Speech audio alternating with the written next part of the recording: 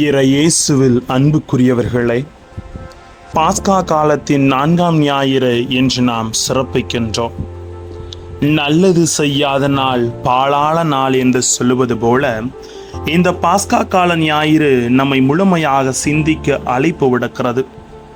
மனித மனதின் 3 பாதைகள், மனித மனதின் 3 பாதைகளை நமக்கு நினைவுபடுத்துகிறது. குரல், காயம், காப்பு. இந்த 3 தகுதிகளையும் நாம் முழுமையாக உணர்ந்து கொண்டு இந்த பாதைகளில் கடந்து செல்லுகிற பொழுது நிறைவின் ஆசிரோடு கடவுள் நம்மை வழிநடத்துகிறார்.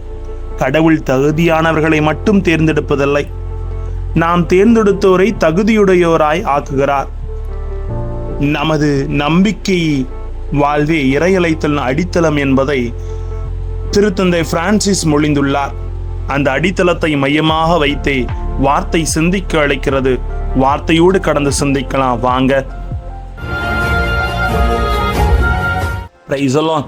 இயேசுவுக்கே புகழ், இயேசுவுக்கே நன்றி. இறைவனின் அருட்கரமும் அருளாசிரும் உங்களோடும் உங்கள் குடும்பத்தோடும் நிறைவாக தங்கிட உங்களை நான் வாழ்த்துகிறேன்.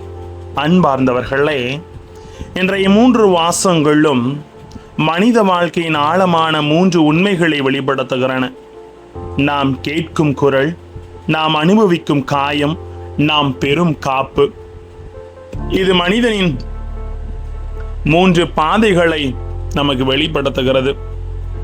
குரல் மாற்றத்தை தொடங்கும் சக்தி என்று சொல்லலாம். பேதுரு உரையாற்றிய போது மக்கள் இதயம் குத்தப்பட்டது என்று நாம் வாசிக்க கேட்கிறோம். இது வெறும் ஆன்மீக நிகழ்வல்ல, இது ஒரு உளவியல் விழிப்பு. இன்றைய உலகில் நாம் அதிகமாக கேட்பது, நீ வெற்றி பெற வேண்டும், நீ மற்றவர்களை விட உயர வேண்டும், நீ தோற்றால் நீ எதுவுமே இல்லை. இந்த குரல்கள் நம்மை ஓட்டுகின்றன, ஆனால் அவை நம்மை அமைதிக்கு கொண்டு செல்வதில்லை. ஆனால் யோவான் நற்செய்தியில் இயேசு சொல்லுகிறார், என் ஆடுகள் என் குரலுக்கு செவிசாய்க்கும் என்று. உளவியல் உண்மை என்ன அப்படின்னு பார்த்தீங்கன்னா, நாம் தொடர்ந்து கேட்கும் குரலே நம்முடைய அடையாளமாக மாறுகிறது. 2வது காயம், வாழ்க்கையின் மறைக்கப்பட்ட உண்மை.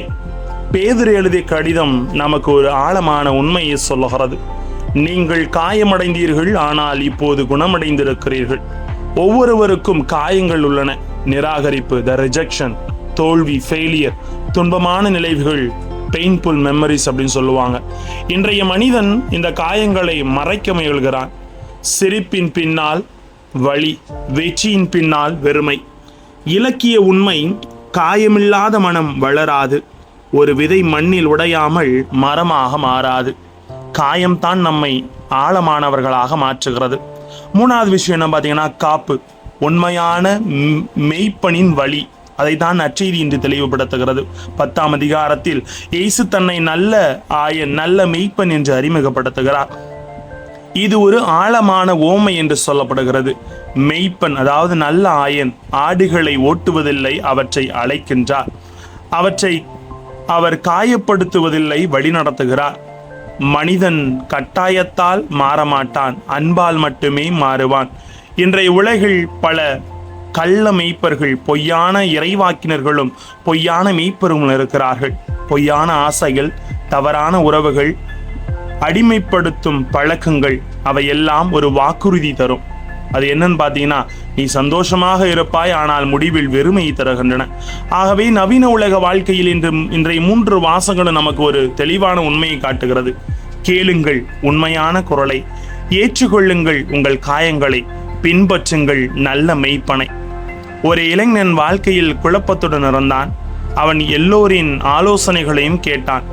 நல்லவர்கள், நண்பர்கள், சமூக ஊடகம், உலகம். ஆனால் அவன் மனம் அமைதியடையவில்லை. ஒரு நாள் அவன் அமைதியாக இருந்தபோது உள்ளத்தில் ஒரு மெய்யான குரல் கேட்டது, நீ பயப்படாதே, நான் உன்னோடு இருக்கிறேன் என்று. அந்த ஒரு குரல் அவன் வாழ்க்கையை மாற்றியது. வாழ்க்கை என்பது சரியான குரலை தேர்ந்தெடுக்கும் பயணம்.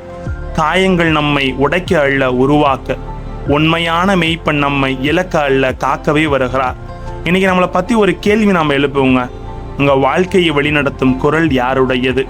அந்த குரல் இயேசுவின் குரலாக இருந்தால் உன் வாழ்க்கை பயமின்றி அர்த்தமுடன் நிறைவுடன் மலரும் என்பதை ஒருபோதும் மறந்து விடாமல் இறைவனின் குரலுக்கு செவிமடுத்த மனிதர்களாய் நல்ல ஆயன் கற்றுத்தரும் பாடங்களை பின்பற்றி மனித மனதின் 3 பாதைகள் தரும் உண்மைகளை உணர்ந்து உண்மையான மெய்ப்பனின் குரலை கேட்டு நடக்கும்போது நம் வாழ்க்கை வெறும் உயிர்ப்பு வாழ்க்கை அல்ல, அது நிறைவு வாழ்வாக மாறுகிறது என்பதை மறவாமல் இறைவனின் அருளை தேடி வாழ்வோம். இறைக்கரம் என்றென்றும் நம்மோடு. ஜெபிப்போமா. அன்பு இறைவா, நாங்கள் நல்லாயின் குரலை கேட்டு மனதின் பாதைகளின் உணர்வை உணர்ந்து வாழ எங்களோடு தங்கும் ஆண்டவரை. Praise the Lord.